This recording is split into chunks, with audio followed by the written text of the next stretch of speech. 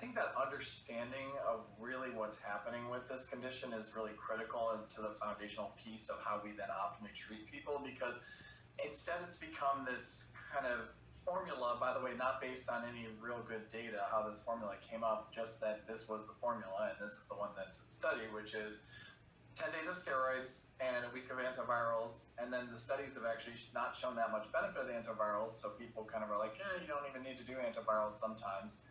And then wait and see. And that wait and see thing, I think, is the biggest detriment to the people who are in the group of 29%, based on the largest study of over 1,000 patients in Sweden. There was a study that showed that 29% of people who have facial palsy don't get complete recovery. So that's really a disservice to that 29%. And that's where Jody and Jinsey and I and the rest of the people in the Foundation for Facial Recovery have really focused our attention on, is we know we're not going to get that down to zero. I mean, one day that would be amazing.